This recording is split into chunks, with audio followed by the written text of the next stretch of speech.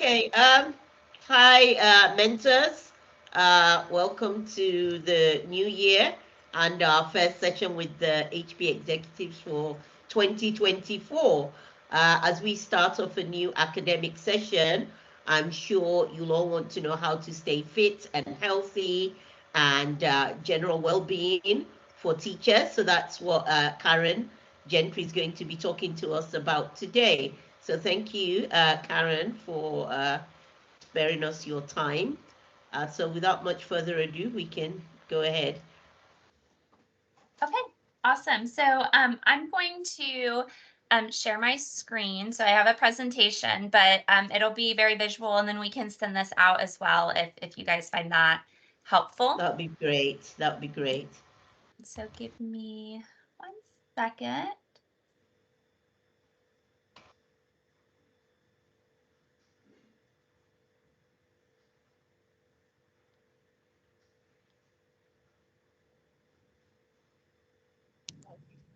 Okay, can you all see my screen? Yes. Okay, Yes, perfect. we Okay, can well, see it. Yes. I want to say, thank you guys for all the work that you're doing to support educators and ultimately students, all over the world. It's really important, but as you guys know, it's if you've ever flown on an airplane, they're always like, okay, make sure you put on your oxygen mask for yourself before putting it on for others.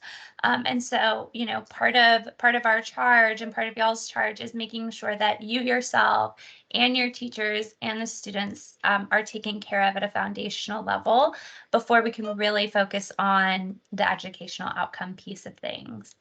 And so I'm going to start us off by actually trying to define what it is health and wellness anyway, right? Like, what does that really encompass? What does that mean?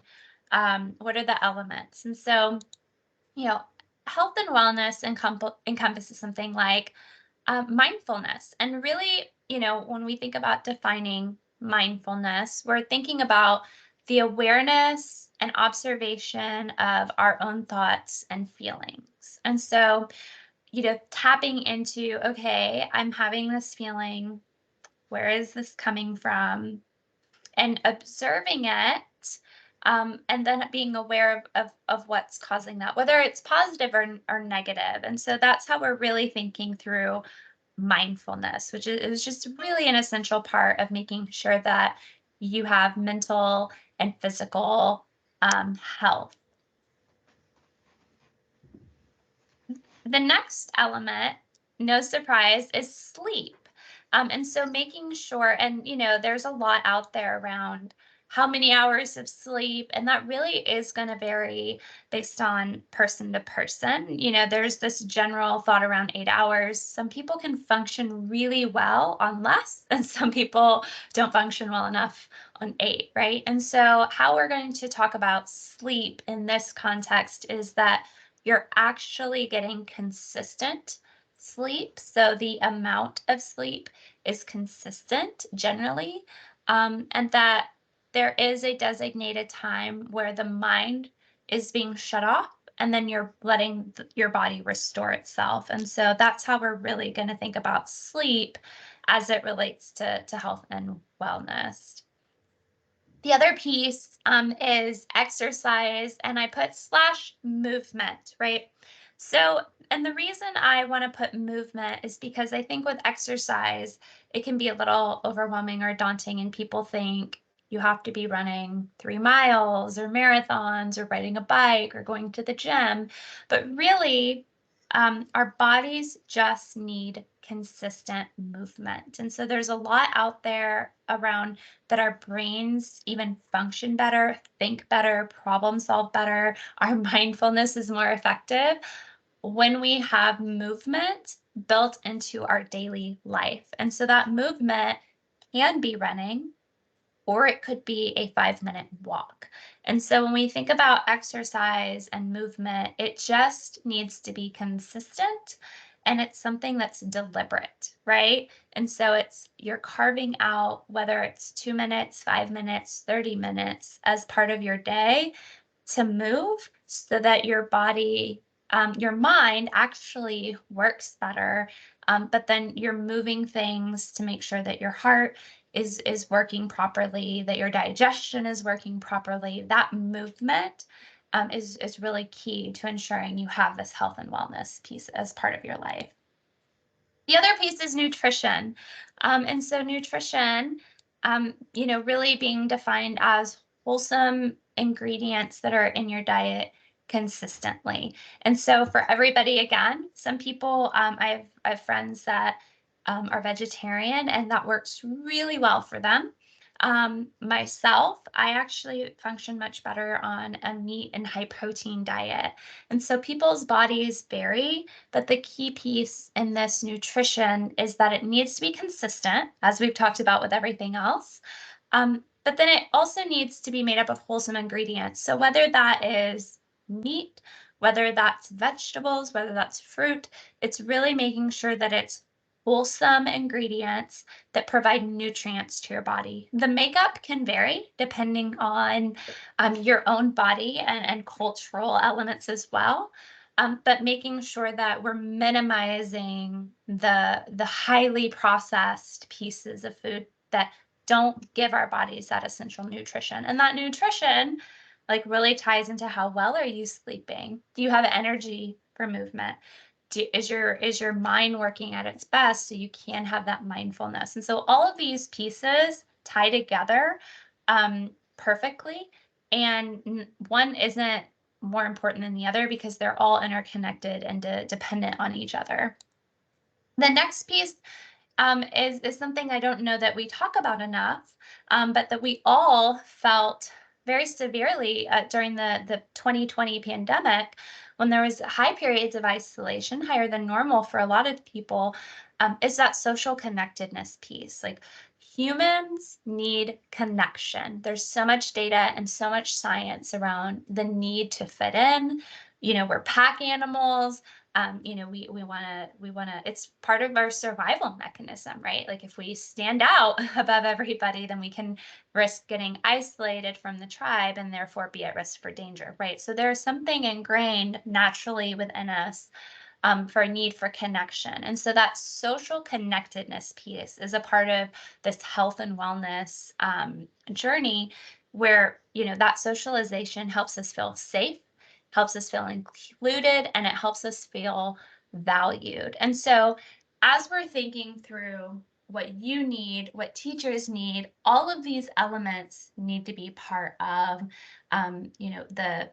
our daily journey, our habits, and they need to be consistent. And so, when I started thinking about what was I going to talk about with this, it's a little scary and a little bit overwhelming, because you look at this and this is a lot. This is a lot to think about. It's a lot to cover. And so my goal was to actually tackle this and make it actionable for you guys, make it actionable for our teachers, of how do you make sure that you are hitting these elements of your health and wellness consistently, and in a way that improves the quality of life for everybody. And if we have better minds and bodies, then we can have greater impacts on students.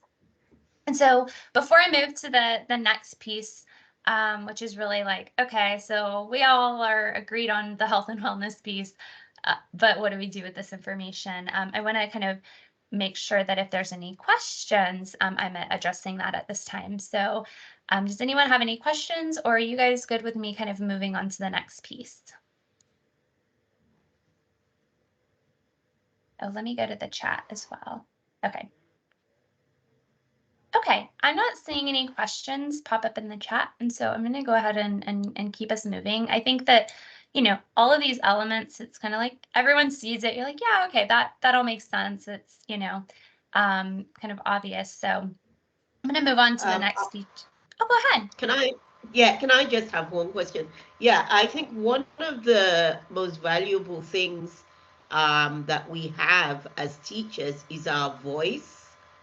And we often notice when we've been off for a while and we start teaching again, you kind of have these sore throats and things.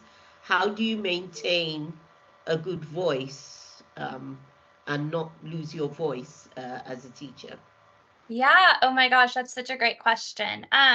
So I worked with an education nonprofit here in Houston, Texas, in the United States, years ago before joining HP. And our organization worked on coaching and training teachers to be more effective within the classroom. And one of those pieces was actually about not talking as much. And teachers initially are like, how am I supposed to teach if I'm not talking? But one of the things, Fatima, that we focused on was how are you using the visual cues for your students? Because you can do some throat exercises, but the reality is like your voice is your voice. And so um, it's really how do you scale back on how much you're using your voice to preserve Mm. it? And so one of the things that we talked about, and I'm just going to pull up a book, okay, as a demonstration for this. But so instead of saying, okay, everybody, I need you to look at me. Here's going to be what we do in the next lesson. These are the 5 steps. We're first going to do this, then we're going to do this, then we're going to do this, right? Because you're using your voice and you're doing that how many times a day? You can rely on visual cues for your students. And so one of the things we talked about, sorry, it's a little blurry, but you don't actually need to see the book, it's just demonstration purposes, was we talked about building out these instructions within the classroom. So it's like, okay, everybody, eyes on me. I want you to see what we're going to be doing for the next 30 minutes. Here's what we're going to do first. Then we're going to do this. And so the teachers are using these instructions and their posters that you can change out using Velcro, or you could write over. And as opposed to talking all day long, you're building in those visual cues for the students so you can preserve your voice. You can preserve some of your sanity too, because you guys know if you're trying to talk over people, that becomes exhausting. So when it's all eyes up here, we're going to do this first. Then we're doing this. Then we're doing this. And then you actually hang this up in the classroom. So if someone raises their hand later and says, wait, what are we doing after step 1? Instead of verbally communicating that out to your students, you point. Oh, up there. And point, look at it, so the students are forced to feed it. And that would help you preserve some of your voice, but more importantly, your sanity. Because if you're constantly talking all day, it's exhausting. Yeah, good point. So use not only your voice, use visual uh, cues as well. Yeah, and this is where you could actually bring in students to help you as well, right? So you could call over a student, say, hey, Fatima, can you come here for 10 minutes? Help me prepare the instructions for the next part of the lesson, right? And Yeah, so, giving them jobs in the class as well. Yeah. exactly. Right. Great. Thank you. Yeah. Okay. So, is there another question?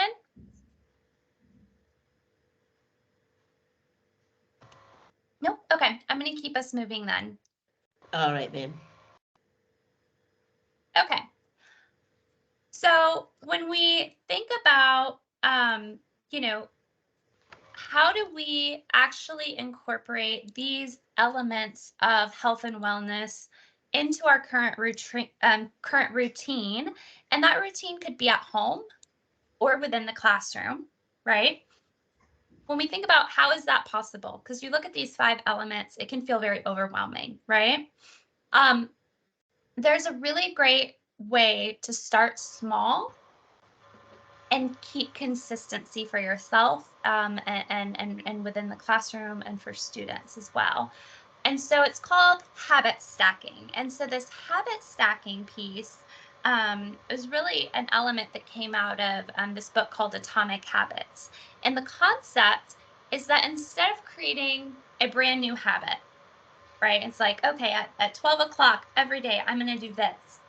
That becomes really hard to implement and it becomes overwhelming. So what you do is you attach a new habit to a current habit that you already have. What's important is that current habit has to be something that you do consistently. And so if this is a habit that you want to improve your health and wellness at home so that you show up better in the classroom, okay, then you look at, what do I do 7 days a week? Well, you wake up 7 days a week, right? And so, and these are just examples. These habits can be changed to anything, but you wake up 7 days a week. Absolutely. So after you wake up, what's a habit that you want to incorporate in for your health and wellness that can be tagged on immediately to waking up? And what's important with this is to have a cue. And what I mean by that is, if you wake up out of bed and you're like, I really want to focus on my mindfulness this month, then upon waking, have your journal next to your bed, over your phone, or over whatever it is that you usually look at when you get up, and say, okay, I woke up, that was your current habit. You're going to stack it with a new habit that improves your mindfulness. So you say, okay, upon waking, I'm going to journal for just 1 minute. And you start really, really small. And this is really important for the beginning of like a new year, because a lot of people get ambitious and they're like, okay, I want to do this. I want to do this. I want to improve this. I want to work out for 30 minutes every single day. But if you just start with 1 minute, it's likely that you're going to stick to it, and it's likely that you'll expand it. But that new habit needs to be attached to a habit that you already have that you do consistently. So if in the morning you always brew coffee, or you're waiting for your tea to steep, you can say, okay, immediately with that, what's a new habit that I could build in that improves whatever you're focusing on for the month? And so my suggestion is that you just pick 1 to 2 areas a month, not all 5, okay? But just say for January and February, I'm going to focus on mindfulness and quality sleep.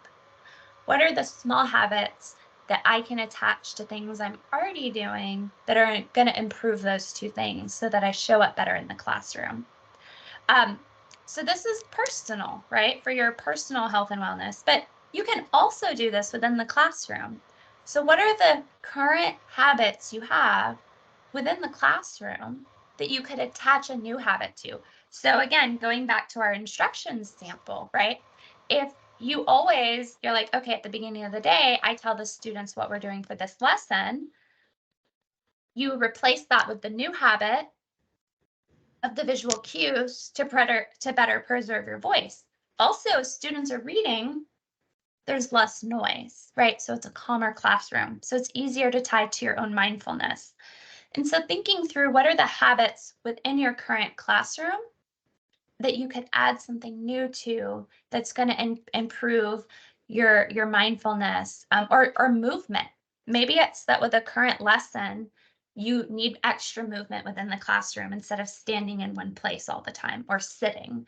And so, the key to this, the success of this, though, is that you need to make sure you as a person, right, not just as a teacher, and not just as someone enabling student success, but you as a person are ensuring that you have good mindfulness, you're getting quality sleep, you're socially connected, to people you care about, you have that good nutrition, you're getting exercise and movement. Because if you have that in your own life, personally, it's a lot easier to show up in the classroom, as your best self. And then, and then this habit stacking can be applied to your personal life, and then also as you're teaching, right? Of like, okay, I already do these 10 things every day. What's 1 or 2 things I could add that would help me preserve myself, and help me be a better teacher for the students? And so you don't need to attack everything all at once. Just pick 1 to 2 habits a month to improve.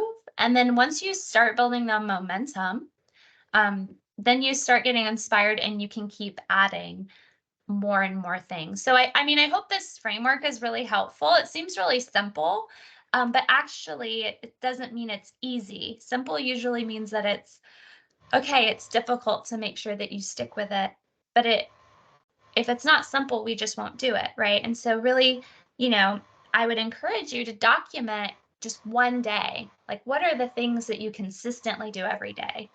And how do you add a new habit that's really going to help you be your best self to that current habit so that you are integrating health and wellness into your daily life and into your classroom as well. So I'm going to stop here and see kind of what questions you guys have, or if you guys have ideas or you want to share out something you've done in the past that's worked so that everybody else can benefit from it. Yeah, that's great, Karen. Thank you. Yeah, I think journaling is really, really helpful to write down your routines, and it's even a kind of mindfulness as well in itself to write down, your thoughts and your activities for the day. So thank you so much. That was a lot of useful information. If anyone has any questions, they can unmute and ask Karen, or if they have any recommendations, something that works for them in terms of their well-being and health as a teacher, you can share with us. Okay. Like you said, it's a new year. Lots of people are making New Year resolutions to do something or the other. So this is a good time. Was someone about to speak? Okay. Yes, Yes, go ahead. Cynthia. Good evening, Cynthia, okay. everyone. Good evening. Okay, I would like to add some points Go because ahead. this is some pertaining the health awareness for educators as teachers. Yes. Recently, I that most of the teachers or most teachers don't go for checkup until it becomes maybe they become very sick before they know that something terrible has happened to them. So I also advise that once in a while, it's good to go for general checkup. Just go for general checkup, body checkup. Sometimes you don't even know that you have some illness, and that's diseases or sicknesses. So I will advise you go for general checkup once in or twice in a year. Then secondly, there's what I did this year. I hardly do it. I call it deworming, like taking worm medicine. There are some immune system that cannot fight against the worm in the system. So our advice to do that is done twice in a year. Can do it 1st of January, maybe January, then June again. It's twice in a year. Then self-medication is not advisable. Self-medication. Sometimes we take the wrong drugs for the wrong, okay, yeah, for the wrong, maybe you might be having some malaria, or you're having, or will I call it typhoid or whatever, you start guessing maybe it's malaria. Sometimes you might not even need drugs for head. You might be having headache. You think that is malaria. At the end of the day, what you just need is rest. So our advice, we do that once in a while. Go for checkup instead of getting or taking wrong drugs. That is not really healthy. Then lastly, the kind of meals we eat matters a lot. And we should remember that our health is our wealth. So the kind of meals we eat, so we should have a meal plan. Don't just eat whatever you see every day. So there should be a meal plan. Fruits should be included. Just let me use the word balanced diet. Try as much as possible to balance your meal to avoid unnecessary sicknesses. Thank you. Thank you very much, Cynthia. Yeah, Karen also mentioned nutrition. I don't know, maybe you missed that at the beginning. She mentioned mindfulness, sleep, social connectedness, nutrition, and exercise and movement. And one very important thing that you did mention, Cynthia, about self-medication, it's so true. In Nigeria, whenever you have a fever or anything, oh, it's typhoid and malaria. Just go and take this. Just go and take that. We self medicate ourselves so much. It is always important to have a blood test and check your health, have a health check once in a while, especially high blood pressure, which is a silent killer. That you don't know whether you have high blood pressure or not. And I think most pharmacies in Nigeria will do it for you free of charge. You just walk into a pharmacy, even if you can't go to a doctor, and say you want your blood pressure checked. So thank you very much, Cynthia. That was really helpful. Yeah, and I just want to add to that too. As the one who I went through my own recent health issues, and I actually had a tooth that had to be removed because I had an infection in my gum, and I didn't know. I didn't know until the pain came and it had spread. And when I went and saw the dentist, he said, if you would have been coming every year for that checkup, we would have caught this sooner. And so, I'm always like, oh, I don't have time for that. I don't have time for that. But the reality is that having dental surgery took way more time. It, knocked me out for about a week than it would have if I had just gone to the appointment before it escalated. And so, Cynthia, I love that you brought up that we need to make sure that we're doing our general checkups and preventing things before they escalate, because we won't have time once it gets bad, right? We think to ourselves, we don't have time for this, but we don't have time to be sick either. And so take that time that you need to get that general checkup and make sure you're in a good spot, because it will cost you more time when you're sick.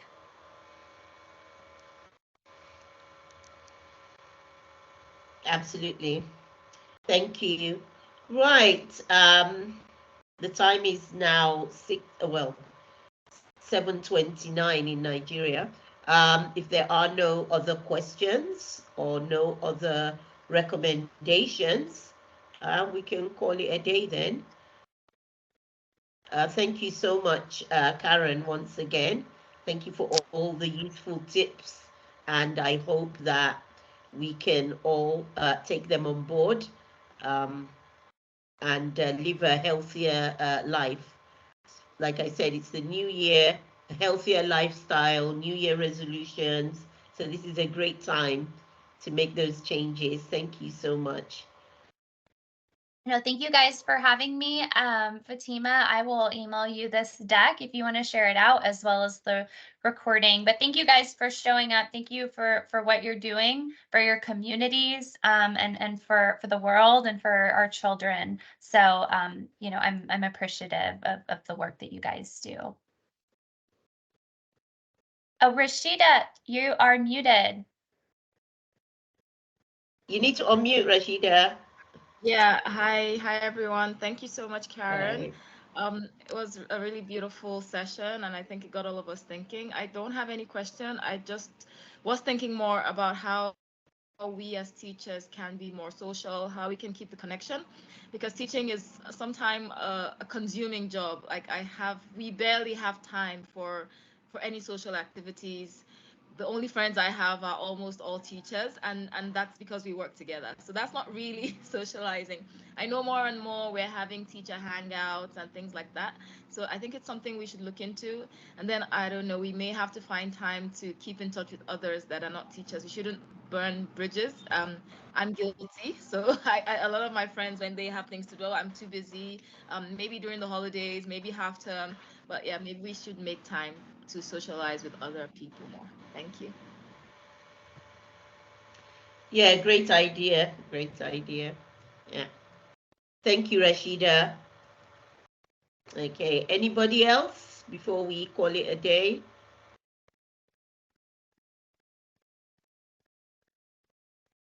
All right then.